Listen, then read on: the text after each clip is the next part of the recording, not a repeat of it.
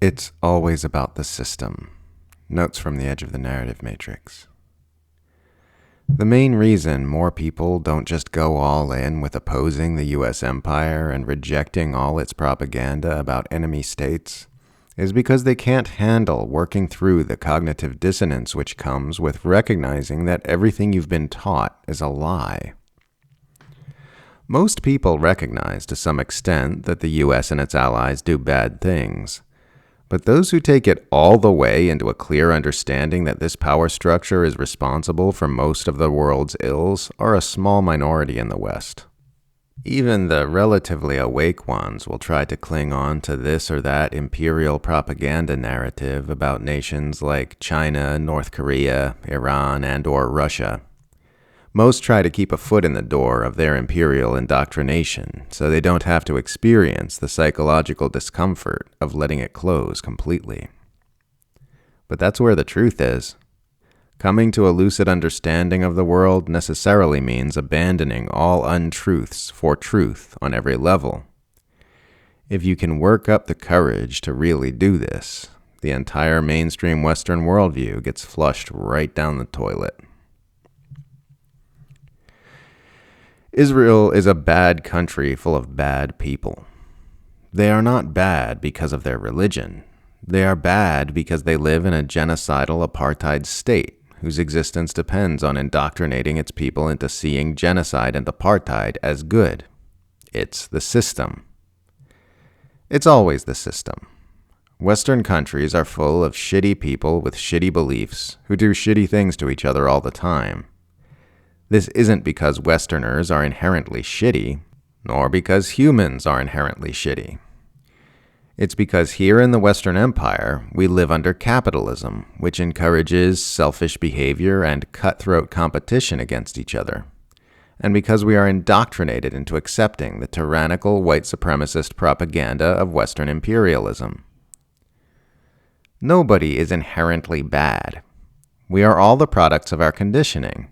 And the systems under which we live play a large role in shaping our conditioning. That's what mass media propaganda and the indoctrination of Western schooling are, streamlined systems for determining what our conditioning will be. These systems can have as much of an effect on our view of the world as other forms of conditioning, like trauma. The powerful understand that humans are an easily conditioned animal, so vast resources are poured into determining what our conditioning shall be. As soon as we are old enough to start learning about our world, our minds are trained to shape us into good cogs in the imperial machine, good employees and gear turners for capitalism, good soldiers and police officers, good citizens who would never do anything to inconvenience our rulers. We are funneled through carefully crafted factories of conditioning by the malignant systems under which we live. As long as those malignant systems exist, they will keep churning out malignant people, and goodness will struggle to find any purchase. This is true whether you are talking about capitalism, imperialism, or Zionism. I'm the least religious person I know, but some Westerners are getting so obnoxious about Islam and Muslims that I sometimes think about converting, just to piss them off. Had a medical incident in my family the other day. It's funny what a reminder of human mortality can do to dispel all the little resentments and dramas that can build up between loved ones over the years and cause all the old grievances to be seen for the insignificant mind fluff that they are. And right now I feel sorrowful that it so often takes a major health scare or accident to remind us of this. We all know we're all going to die, but we let the small stuff come between us anyway. We let the little quibbles in our heads stop us from touching hands and experiencing intimacy with each other during our fleeting time on this beautiful planet. In the play Waiting for Godot, Beckett writes that our mothers give birth astride of a grave, and it's just so true. They give birth astride of a grave. The light gleams an instant, then it's night once more, the character Pazzo laments. The line resonates because that really is what the human experience feels like. We get a short time here, and then we're gone.